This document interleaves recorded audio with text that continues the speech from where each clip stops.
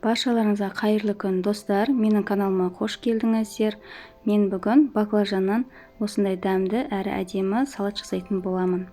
Видеоны соңына дейін қараңыздар, менімен бірге болыңыздар. Және менің каналыма тіркеліп кетуді ұмытпаңыздар. Ал кеттік, бастайық. Бұл үшін бізге ет қажет болады және дәмдеуіштер, қызанақ, болгар бұрышы, қияр, баклажан және чеснок, одан кейін кукуруз крахмалы, сұйық май, соя, тұз бұрыш және кинза шуа қажет болады. Ең әуелі баклажанымызды жуып тазалап аламыз.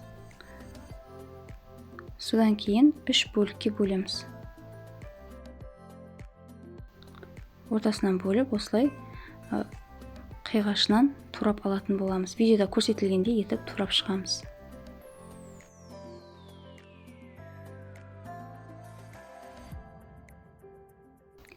Туралған баклажандарымызды бөлек ыдысқа саламыз.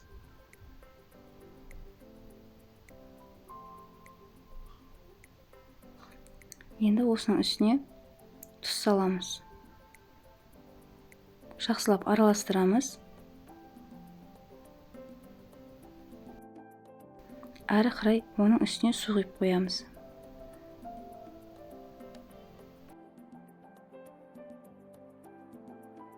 Келесі етімізді ортасынан бөліп, жұқалап, ұзынша етіп турап шығамыз.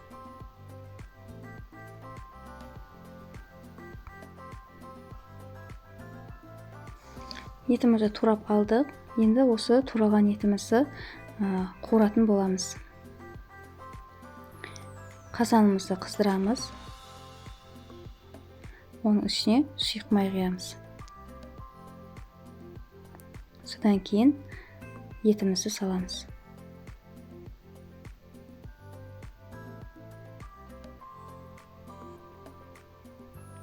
Жақсылап араластырамыз.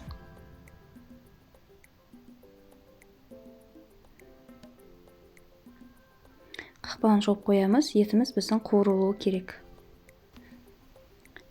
Мінекей, етіміз осылай қуырыла бастады. Осылай қуырылған кезде 1 стакан су құямыз. Және отымыздың астын басын қыраймыз. Біздің етіміз жұмсақ болып пісуі керек.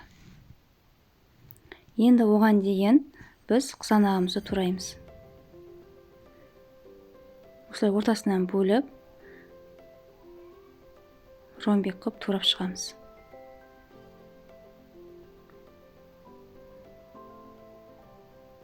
Мінекей, видеода көрсетілгендей етіп, помидорымызды турап шығамыз. Одан кейін болгар бұрышын қиғашынан турап шығамыз. Бұны әзір қоспаймыз, бөлек ыдысқа салып қоямыз. Енді әрі қарай қиярымызды турап аламыз.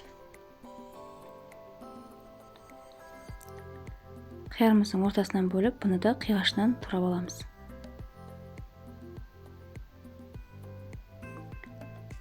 Туралған қиярымызды ыдысымызға саламыз.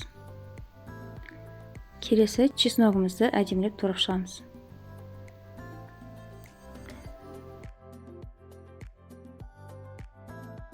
Чеснок пен болгар бұрышты бірге ыдысқа салып аламыз.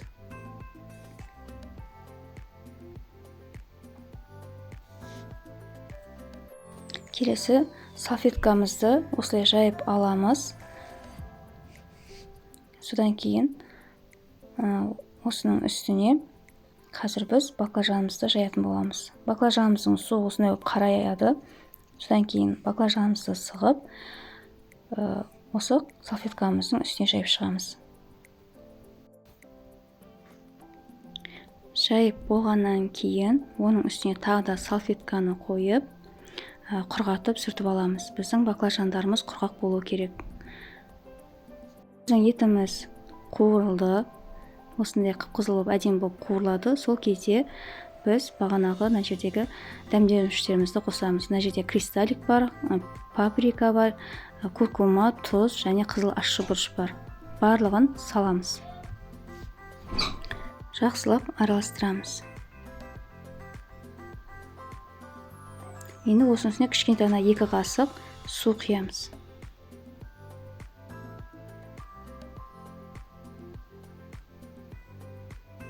Қақпағын жабамыз, отымыздың астын басып қоямыз. Әрі қарай осының үстіне бағанағы болгар порши мен чесногымызды саламыз. Содан кейін 1 қасық соя тұздығын құямыз. Барлығын жақсылап араластырамыз. Отымыздың астын өшіреміз. Содан кейін бетін жауып қойып қоямыз. Енді келесі ыдысымызға жүгері крахмалын саламыз. Содан кейін баклажандарымызды салып араластырамыз.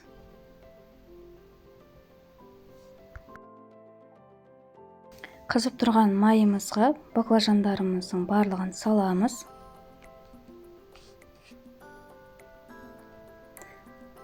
Және екі жағын аунатып, қызартып, қуырып аламыз.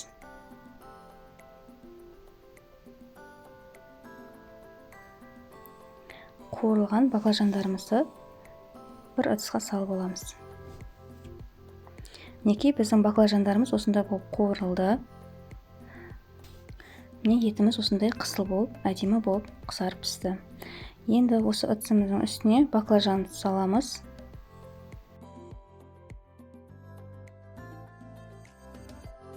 Содан кейін оның үстіне кинзамызды және көк жуамызды турап салатын боламыз.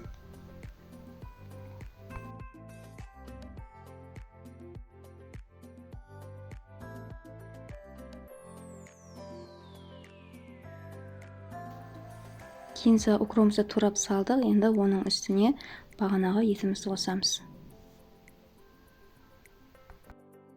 Барлығын жақсылап араластырамыз. Мінекей біздің салатымыз дайын. Енді ыдысымызға әсемдеп салатын боламыз. Өз қалауларыңыз бойынша әсемдесеңіздер де болады. Осындай салат жапырағын жаямыз. Содан кейін салатымызды салатын боламыз. Салатты салып болғаннан кейін бетіне күнжіт себеміз. Міне біздің салатымыз дайын. Осындай әдемі, өте дәмді, сочный және қытырлақ болып шығады. Міндетті түрде жасап көріңіздер, сіздерге ұнайды деген ойдамын. Егер де видеом ұнап жатса, лайк басып, комментарий қалдырып, каналыма тіркелуді ұмытпаңыздар. Сіздермен бірге болған ардақ, сау болыңыздар.